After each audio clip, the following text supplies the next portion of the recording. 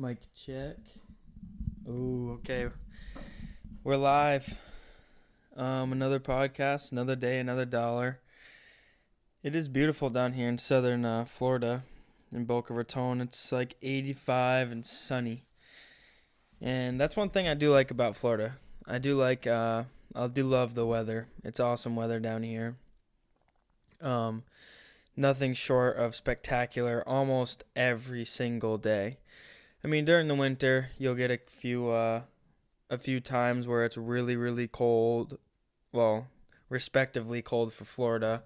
I'm talking like some days we got down to like the 30s or 40s. Um, but yeah, Florida's weather's something that I'm gonna miss a little bit. But I think I'd rather have a little bit of snow, to be honest, as weird as that might sound, or at least some of the more fall type of weather. It's definitely one of the things that I've grown up with, and one of the things that I love. And I know a lot of people, maybe a few people listening, um, have grown up with it, and you get to kind of appreciate it. At least in Vermont, you get to appreciate the fall foliage, and then when you leave, you're like, oh wait, these palm trees don't turn orange, red, or pink, and it's like, what the heck?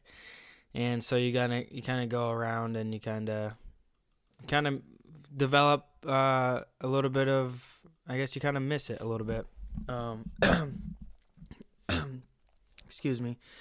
You kind of miss it a little bit, and which is understandable, especially if you're so used to one certain thing. But I don't really know exactly what we're gonna chat about today. I hope if you're listening to this podcast, I hope that it finds you at a good time. I hope you can sit down, really listen, interact, and figure out, and just have a good time listening.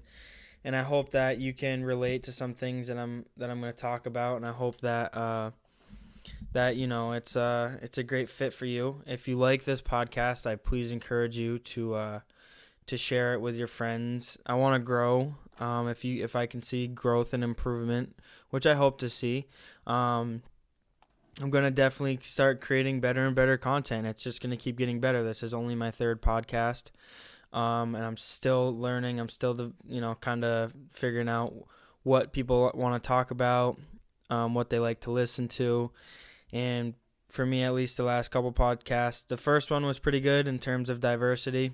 We talked about a few things. Second one was more hunting oriented, and I tried to figure out like what type of podcast do I want to be? Because you have people like Ben Shapiro, who are conservative podcasts, and they talk about only pretty much only politics, or at least news related stuff. You have people like the Hunting Public, who just talk about hunting, nothing but hunting, and just. But then you have people like Joe Rogan, and these are people that are the biggest, some of the biggest, or some of the biggest podcasters. And I think a great way to sum his podcast up is it's almost like a lifestyle podcast. So that's what type of podcast I want to be. I want to relay my podcast through this microphone into your ears, and hope that you guys can feel engaged, and you can listen to stories that we're going to tell. You can listen to the news that we're going to talk about. You can listen to our points of view. So maybe you guys, even if you don't necessarily agree with some of the stuff we do, you can still listen and interact and feel connected to what I talk about on this podcast. And that's really what I want to be. I want to be like a lifestyle podcast. I want to relay my lifestyle through people, and hope that you guys can connect with the stuff that I do, especially if you're out there and you're feeling like maybe you don't have a lot of friends, and you don't know if there's people out there that that are like me, and the way, and what I'm talking about is, obviously you have, like I said in I think my first podcast, I talked about like who I am as a person, and who I am. I love everybody. I'm a pretty nice guy. If you tick me off, I usually don't hold grudges too often. It really depends on what you do. But in terms of my lifestyle, I feel like I'm trying to be that happy medium. Okay, and what I mean by that is you have a few, in my point of view, you have the people who are like rednecks and outdoorsmen all year long. That's all they do is all year long. Then you have the city slickers who all they want to do is hang out in the city, go shopping, go to the beach, things like that. So you have those two types of people, in my opinion, have been the biggest that I've seen in terms of whatever. And I want to be right in the middle. The reason I want to be right in the middle is because I want to be able to interact with people from both sides. I want to talk about hunting and interact with people that love the outdoors and love to appreciate hunting. But then I want to talk about, say, business, where the outdoorsmen probably don't really care about business, but the city slickers love talking about business. They're business hungry. And through every podcast, I mean, it's tough to kind of split it because when you get on a subject, you usually you almost rant about it. But I guess I'm going to try to find that happy medium. I'm going to it's not going to be perfect every time. Some podcasts it's going to be more outdoorsy. Other podcasts will be business oriented. And, maybe I'll do that. Maybe I'll do, podcasts on Monday, Wednesday, or Monday, Tuesday, or how about this? If I did like outdoors Monday, Wednesday, Friday, and did business or politics Tuesday, Thursday, and Saturday, and then Sunday is just a group podcast or something, and I talk about a bunch of random stuff. Who knows? That could be a potential. But like I said, pretty new into this politics, but I mean, there's a few things I kind of want to chat about today. For any of you, there's a problem that I'm running against here, and this is the problem with being this happy medium. So I want to, let me move my chair here. I want to move to New York City, okay? And I'm sure, and there's millions of people who live in the city. I want to move to New York City, but during the fall, I want to be able to go to my, my hometown where I live to go hunting for the majority of the fall. And here's my issue with this. Or here's how it almost can't work, or there's very few situations where it's going to be able to work.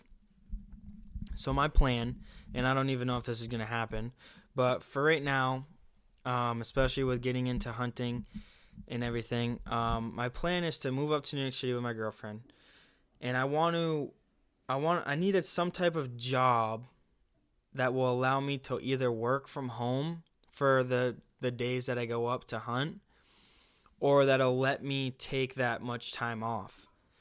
And I know that there's very few jobs that are going to allow either of those.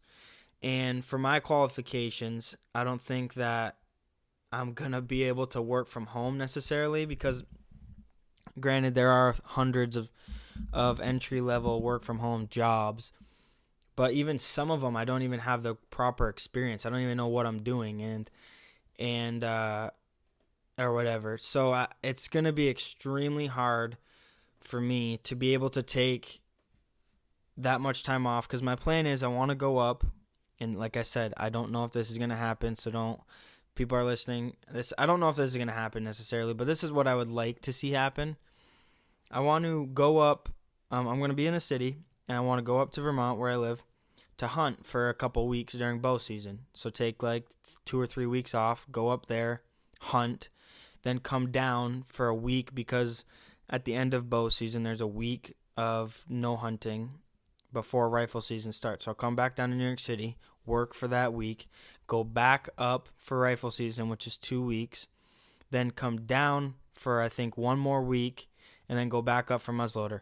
Now, what I've contemplated is I might not go muzzleloader hunting, but I definitely do want to get a lot of bow season and rifle hunting in. And I don't know how the heck I'm going to be able to do that, because, like I said, I need to either have a work-from-home job, or I need to be able to somehow take that much time off, save up a lot of money so I can pay the rent for that month or whatever, or be able to pay my expenses for that month. So definitely save up a lot of money which I'm planning on doing anyway. Most of my paycheck, I would say 80% of my paycheck goes into my savings to save up for New York. The rest goes for gas, groceries, and maybe like a small thing that I wanted to buy, kind of like this microphone. So that's kind of what my plan is. And if any of you have any suggestions on how I can either take that time off, or, well, I guess there's no suggestion. I just have to go up there and ask them for the time off for whatever job I end up getting. But if any of you have any ideas on how you can make money while I'm up there for those 2 weeks, like somehow work at night, maybe get like a part-time data entry level job or something where you just enter data on Excel for 3 or 4 hours a night, could potentially do that. Don't know yet. It's a really sticky situation for me. I don't know how the heck I'm going to be able to do it. And I'm sure there's a lot of you out there that you want to take a lot of time off for hunting season, but your boss or company doesn't allow you, or maybe you just can't take that much time off from your family, and it's tough because and the thing that I have a problem with is like hunting season is like only a few months of the year. So like there's only a few months out of the year where you get to really hammer down and go hunting.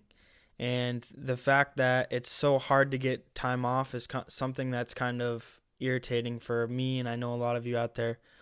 It's really irritating to not be able to take that time off, or even I don't know, to even get enough time off from your family and all this other crap to go out and to go hunting. Because all of us ideally want to be out in the woods every day during hunting season, but most of us, I would say 98% can't do that.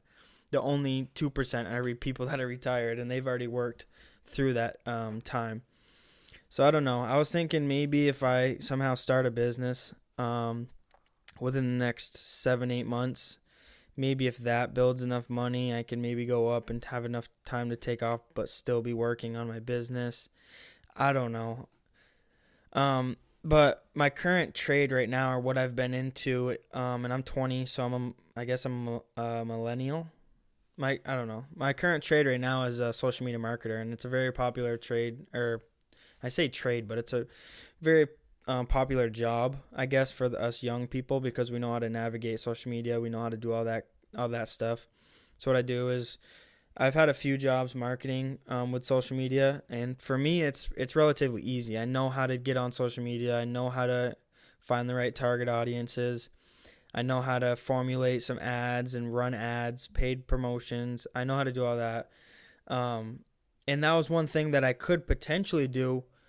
Like if I got a job doing social media marketing, I could potentially do that while I'm up there. I could potentially I guess you can't, unless somebody's taking pictures and photos for you, you almost can't post a lot when you're obviously not even where your work is. So like I said, there's a lot of stuff that's going to have to go into this for me to be able to take that much time off.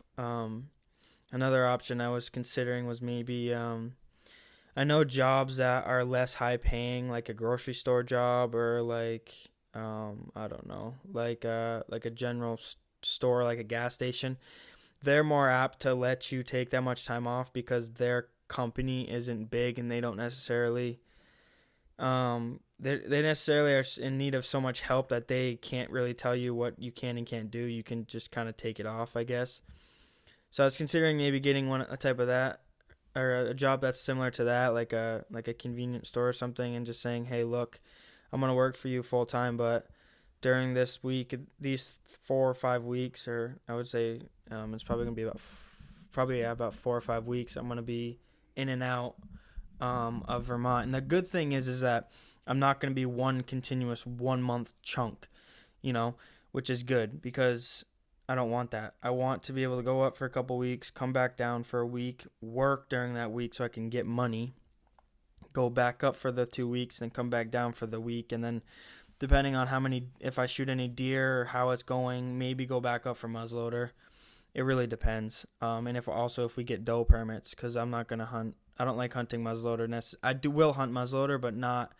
I really want a doe permit because it's already hard enough to shoot a buck in Vermont. You put me in a late season like that, it's going to be even harder. So it'll depend. But yeah, I guess today we can chat about more business oriented stuff. I talk a lot about hunting because that's something that I'm passionate about. And when fishing season starts up here in a little bit, we'll probably be talking about fishing a little bit more.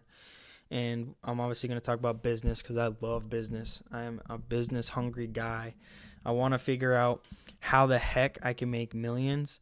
And then I want to be able to figure out how I can make millions, but then also have enough time to do the stuff that I like to do. If you can find the happy medium, and people say that there's not a happy medium. You're either miserable and rich, or you're happy and not necessarily poor, but you're happy and comfortable, I guess. I think that there's definitely a happy medium where you can become rich and still do everything you want to do. And it's at that happy medium where you make all the money that you're going to make, and then you kind of just manage your business. Like, manage it, I mean, talking about not necessarily managing it like where you're in the office every day managing. I'm talking about just having that owl or that bird overlook on your business and just making sure it runs smoothly. I think once you get to that point, you can work less and start developing more stuff to do. And a lot of people do that. What they try to do, and what I think I want to try to do, is start a successful company, make a lot of money working really, really hard, and then eventually develop enough time where I can slowly start taking time off and then eventually retire before a lot of people do retire. I want to retire. My goal is by the age of like 40, 45, and it's going to be tough. And I know there's people out there listening that are like, what the hell, you crazy motherfucker. But it'll be tough. I'm not going to lie. I mean, there's people out there that retire at the age of 20. Mark Cuban retired at the age of 25. He still works now, but he retired after he sold his company, broadcast.com, I think, at the age of 25. So there's people out there that do make a lot of money and that do retire early. And they just have those are the same type of people who have like an instinct to just work. And so they never really retire. They just love working, or they love what they do, so they're happy to work.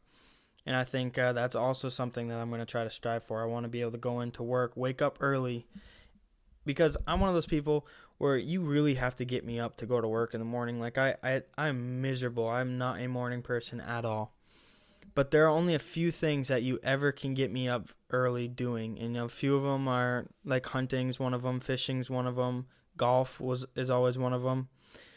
But another thing, I think I'm selfish, but I'm selfless in a lot of aspects. But in terms of selfishness, when it comes to business, I'm a little selfish. I am all about me, making sure I succeed, or my company or my people or my team or whatever succeed. Whoever's on my side, I want them to succeed. So when I want myself to succeed, I am a lot more apt to get up in the morning and get right to work. But like, say I have a boss, which I kind of do now, who is sometimes a prick and sometimes isn't. Those are the type of jobs that I really just don't like at all. And my job right now is not bad. It's not horrible. I've had worse. But I just feel like it's not the way he's running the business isn't the proper way to run a business. And if it was my business, I wouldn't run it like that. And that's something. And people are gonna say, "Well, you're 20. You don't know. You don't know shit about business. You don't know shit about running businesses." Well, you can say that, but I've been on the hand of successful businesses. I've been on the hand of businesses that don't make any money. They make enough to barely pay their rent. And then I've been in businesses that are tanking, and no matter what you do, you probably fail. Unless you really step up to the plate and you work and you help them. And that's what my job is now. My job is doing social media marketing for this company that is tanking in my view. Though we're, in terms of sales, we don't make shit on a day-to-day basis, okay? We don't make much. And I'm just going to be honest. I'm not going to talk. This is stuff that most people would probably know just by knowing our store for a little bit. We don't make a lot of money on sales. We don't make a lot of money doing anything. And the reason why, at least in my term, is we're not doing good marketing, okay?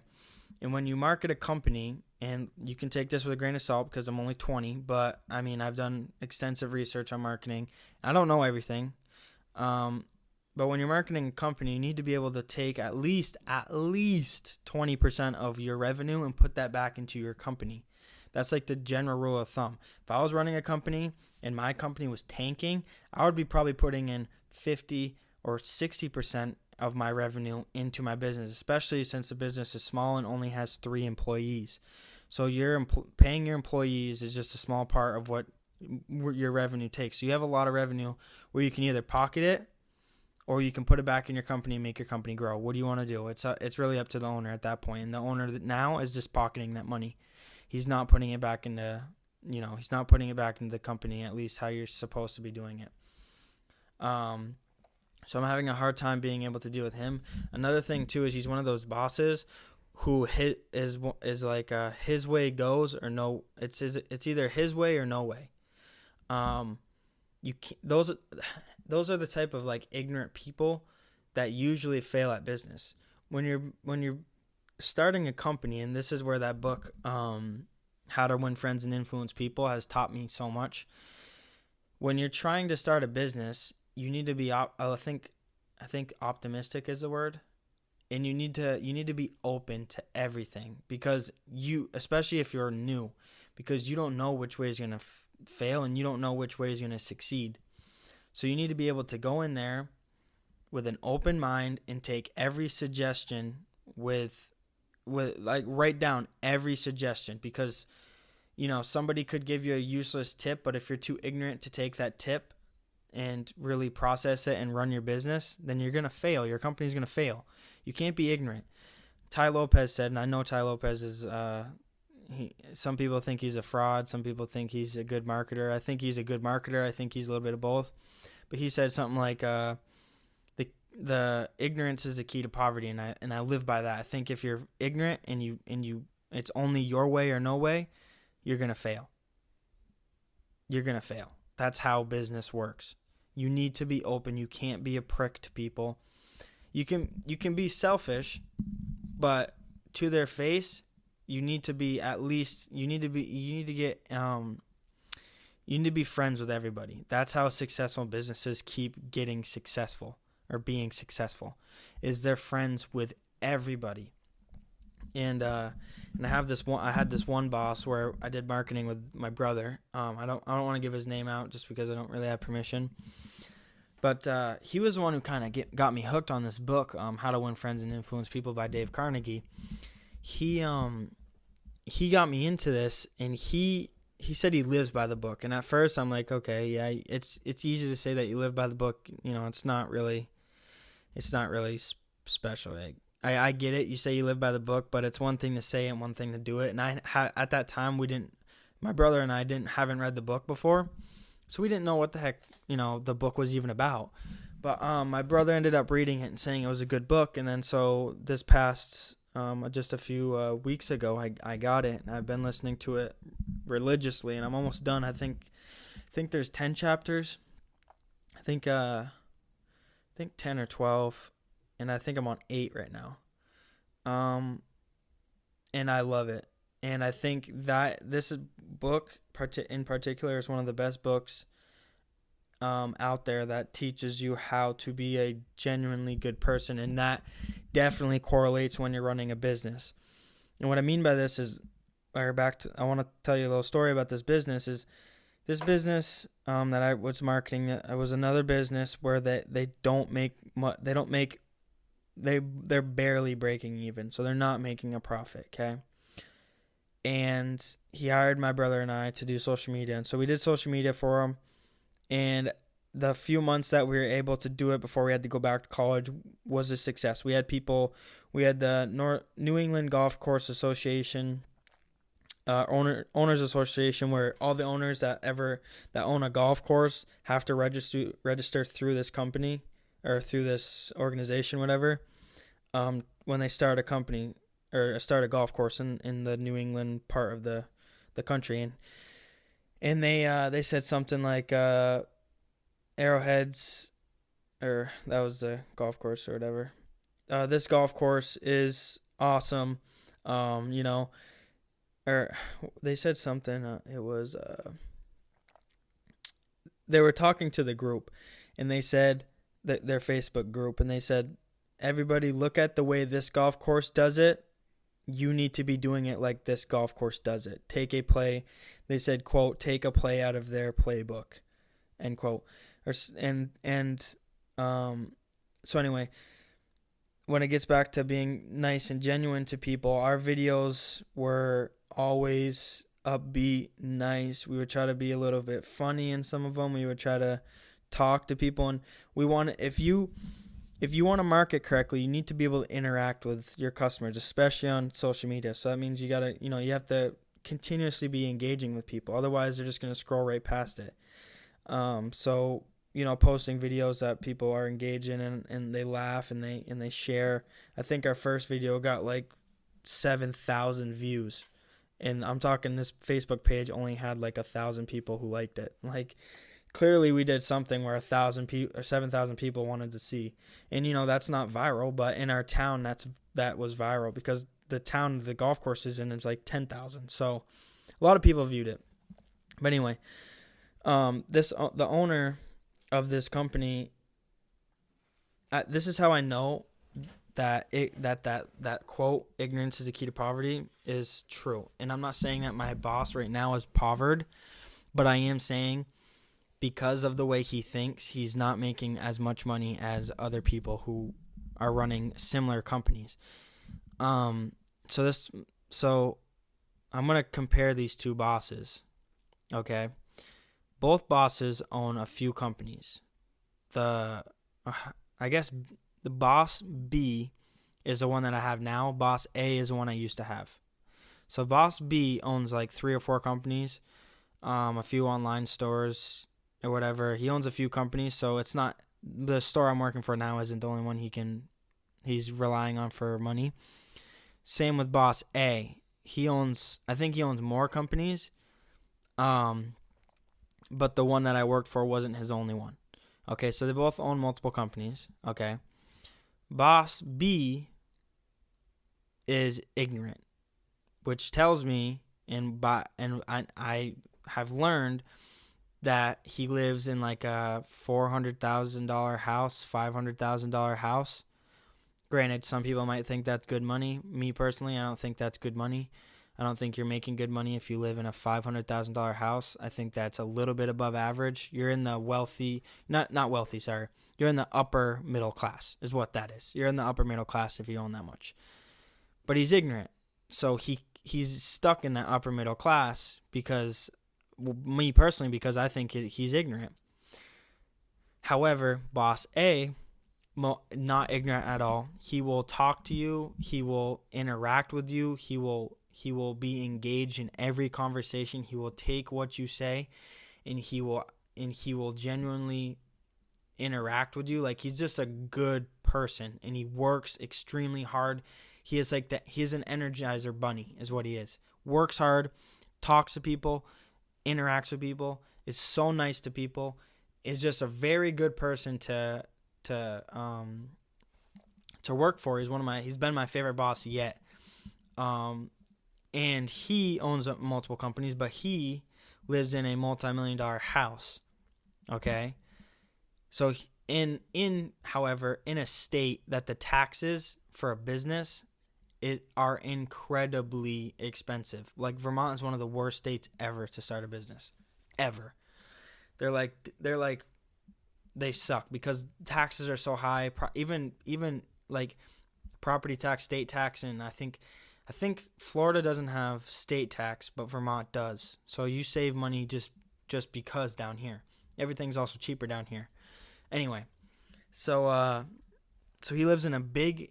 He's definitely wealthy, and I think he's in the top.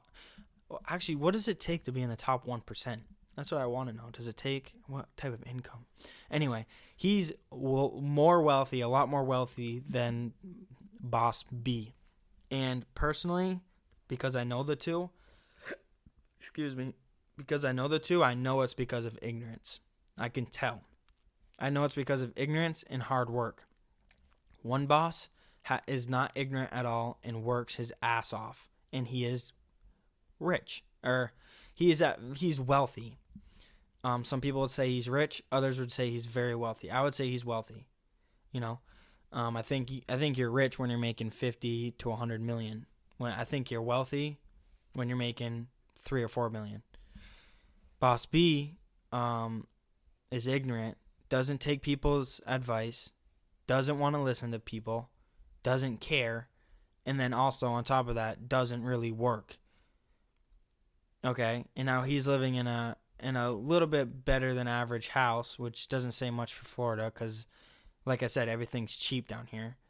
Running a company that's completely tanking. So comparing these two, which for me, I think I'm blessed to be in this situation because now I can stand back and look and see the two types of, business owners I want to be, or the two types of people that I can either be, I guess. I can either be one who's ignorant, doesn't listen to people, and has a failing company, or I can be somebody who, yes, the company doesn't make much now, but he just became owner not too long ago, so he's still getting in the first stages. So I give him a little bit of leeway because he's currently trying to before, the company's doing better off now than it was before he owned it. But now he's full owner, so now he's taking stuff into his own hands. Okay, so I feel like I'm blessed to be in this situation because now I can see, like I said, I can see, do I want to go be a boss B or do I want to be a boss A? I want to strive to be a boss A. I want to be that type of person that works that hard, that is genuinely nice to people. And that's what this book, How to Win Friends and Influence People by Dave Carnegie, that has taught me a lot. And after reading the book, I'm like, you know what? Boss A absolutely worked. This book, he absolutely lives by the book. He didn't just say it. He's actually doing it. He lives by chapter A, B, C, and you know what I mean? Like, he lives by every chapter. And when I'm listening to the book, I'm correlating what Dave Carnegie is saying, and then I'm connecting it to the same exact stuff that my boss does, or my old boss does. It's crazy. It's absolutely crazy. He lives by the book, and now look at him. So that just shows you right there. If you read this book and you follow the book, some success will just come because you are genuinely good to people, and you make good connections, and you listen to people. Everything. A lot of people want everything to be about them. So when you actually you have two, like they always say, you have 2 ears. You need to listen. You have 2 ears and 1 mouth. You need to listen more than you speak. Well, a lot of people like to speak more than they listen. That's just the human nature. That's what a lot of people do. So the types of people who can sit there and actually at least be engaged and actually listen to people are the people that the people talking are going to recognize. They're going to be like, okay, this guy, he's nice. He actually listened to me. So I don't know. That's just my little rant about people being ignorant and what some of my bosses have taught me. And that's not the only boss I've had, or the only 2 bosses I've had. Those are just a few examples where I can step back and say, look, okay, clearly one's doing it better than the other. I don't want to be boss B. I want to be boss A. So even though now I don't own a business, I can still practice those types of things, and you can too. You can go and you can practice being genuinely nice to people. You can practice you can change. There's a few things you can change about people. There's a few things you can't. And I think attitude is hard to change. It's kind of like if you're addicted to cigarettes. You need to continuously have this attitude in order to quit the old one. And I think when you can do that, I think you're going to be very successful. Especially in the business world, and I'm saying stuff that most people already know. This isn't old news, but if you're out there and you're thinking about maybe starting a business, or maybe you're a college student or something, take a little bit of what I say. Don't be ignorant, because you don't know my qualifications necessarily, and I'm not saying that you're trying to be, if anybody's trying to be mean or anything, but you know what I mean. Even if you think I don't know anything, just put it in the back of your mind, and if you ever run into something or be put in a situation like I am, where I can see 2 different types of bosses, then maybe you'll recognize that. And I think that's important for a lot of people to know, especially if you're getting into the world of business. And yeah, so that's my business. That's my business rant. Sorry if that took a little bit, but I don't know. I just figured I wanted to talk about a few things, a few types of things about business. Another thing I want to talk about is people always, and this I sometimes get a lot. People always say that it's good, and I want to hear other people's opinions of this, because I'm going to tell you my opinion. People always say that it's good to give your children money when they ask for it. So some people will say that's being spoiled, others won't. Okay? So let me kind of give you an example. So say we have two types of high schoolers, juniors in high school. One works, one doesn't work. The one who works, his parents pay for nothing. The one who doesn't work, his parents pay for everything. I'm talking phone bill, car insurance, gas, stuff, things that they necessarily want. But the kid who works has to pay for all of that. He has to pay for his phone bill. He's got to pay for rent. He's got to pay for his car insurance. Okay. Some people say it's good to give your kid money. Others don't. Here's my opinion. If you differ from it, I'd love to hear you. I'd love to, if you want, give me an email at joe.beaupre98@gmail.com, joe.beaupre 98@gmail.com. Send me what you have to say. I'd love to hear what you have to say, but here's my opinion. I think it's bad to make your kid work at that age. Yeah, I think it's bad for parents to make their kid work at that, or at least make their kid pay for all of that stuff at a young age. Here's why. Granted, some kids will learn, others won't. But all you're doing to your kid by making him pay for all of that is putting unnecessary stress on him while he's young. He's not able to do things that he wants to do. And here's what I mean by that.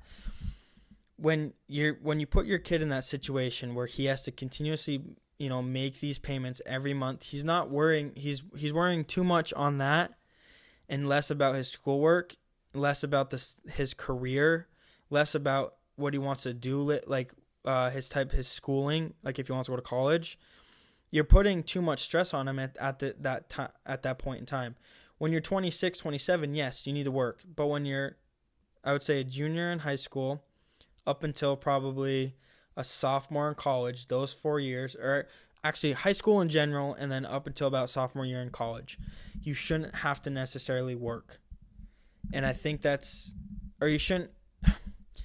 Obviously, you can say work, but I don't think you have to necessarily have to pay for those bills, because your parents are putting financial stress on you, and that doesn't teach you shit. It teaches you what it's like to be stressful. What the fuck? That's not a good learning curve. Like some people are gonna be like, well, they need to learn how to work. They need to learn the real world. Bullshit. They have the rest of their lives to learn. Those developing years developing in maturity are the most crucial years.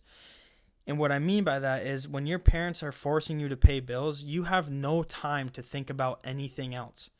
You don't have time to try to make connections in college. You don't have time to maybe figure out a business that you want to start, or you don't have time to do anything.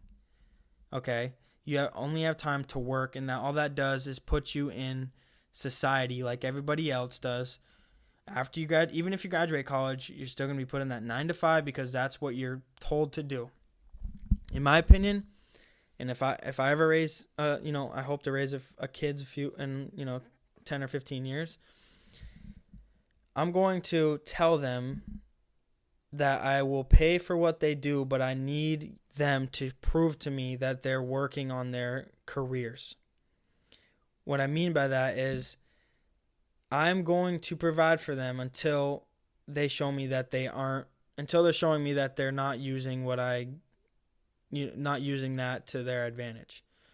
So for me, if my parents didn't pay for anything, or if my parents paid for everything, which they do now, it's given me the opportunity to do things that are going to benefit my future. Like right now, these next couple years while I'm in college are the absolute perfect time to start a business because you don't have responsibilities.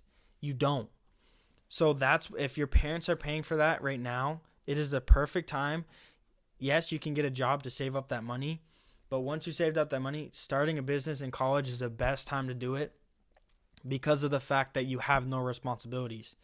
But when you put responsibilities on a junior or senior in high school like that, you don't have time to think, oh, maybe I can start a business, or oh, maybe I can become, like a professional athlete, or no, I can't do this, no, I can't do that. You don't have time to. You have to consistently be stressed about money and paying bills, and I think that's bullshit. I think if you're a good parent, I think the best way to do it is to provide for your kids, at least pay their insurance, all that shit, phone bill. Don't let them necessarily have that stress on them right now, and tell them to be working on their career, because that's going to be a lot more effective than just telling them to work their ass off at fucking the Jiffy Lube down the road and pay their fucking bills because you don't want to pay for them. And I'm not telling parents that you're supposed to pay for the bills. That's not what I'm saying. What I'm telling parents is I encourage you to pay for your children's at least essential, like all the insurance, phone bill, maybe gas, things like that. Excuse me. So that way they can spend more time. And a lot of kids will abuse that time. They'll party and all this shit. But if your kid is intelligent, he will use that time to his advantage. He will use that no responsibility and the maturity to his advantage, and he will succeed. Because the businesses that are the biggest in the world happen when? They don't happen when you're fucking 40 years old and have to work, or 30 even, and have to work your fucking ass off to pay for your fucking children. No, they happen when you're in college and you have time to create a company. That's how Facebook was started. That's how Mark Cuban became a billionaire. He started that in college. A lot of these people start the shit. Who's that? Mr. Wonderful, I think, started a company when he was in college. Similar, an online company. So it's like, it's not having that responsibility that's the best time to start. And for me, I'm a sophomore in college. So I'm still like right in the middle of it. But I'm pissed off that I haven't yet gotten to a plan. I'm trying to figure out what type of business I want to start. I should have been thinking about this when I was a junior, but I kind of fucked up. But that doesn't mean that I'm going to waste it. I'm going to save up money, because after I save up this New York fund so I can move up north, after that, I'm going to make a separate savings account where it's just my business starter fund. And every extra cent that I have is going to be put into that. And I encourage people to do the same thing. Get a business starter fund and always put money into that fund. So that way, when you want to start a business, or you have this awesome idea for an app, or you have, things like that, you can start it and you don't have to worry. Because if you're put in a situation like I am, I don't have $40,000 to start a fucking business. I don't have that. My family doesn't have that. Nobody has that. So I'm stuck having to save up for it, which is better than having to continuously think about car insurance, because right now I can put 100% of my paycheck in to my savings account or into my business starter account, and I'm going to save up so much money faster than if I had to pay for car insurance, phone bill, gas, and all that bullshit. It's going to allow me to say, you know what? Don't focus on the needs now, because it's gonna benefit you a lot more in the future when you have that extra time to focus on your future. And I hope that makes sense. I don't know if that made sense at all. I don't even know if this whole podcast made sense. But if you haven't already, please subscribe, follow me, like this, share it to a friend. And if you have any questions, if you have a cool story that you want to talk about, I want you to email me at joe.beaupre98@gmail.com. It's joe.beaupre98@gmail.com. Please email me your story. I want to listen to you, and I would love to have you on the show. And one last thing before I close right now is I'm trying to get the live stream up so you guys can see what I look like and I can sit in front of the camera and talk. I'm trying to get the live stream up, so hopefully I can get that shortly. I have a DSLR. I'm trying to figure out the logistics of how to set that up, but I'm hoping that I can do it soon. I really hope you guys enjoyed this episode. We talked a lot less about hunting and more about the business and things like that and stuff that I'm passionate about. I hope you guys can really connect with that.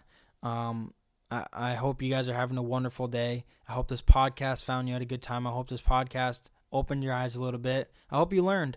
And if you didn't, then I hope you'll learn in any of my other podcasts. I hope you enjoy these. I really do. I appreciate the people who listen. I love every single one of you, and I hope you have an awesome Friday. And I guess God bless, and have a great, great weekend, everybody. Thank you so much for listening. Peace.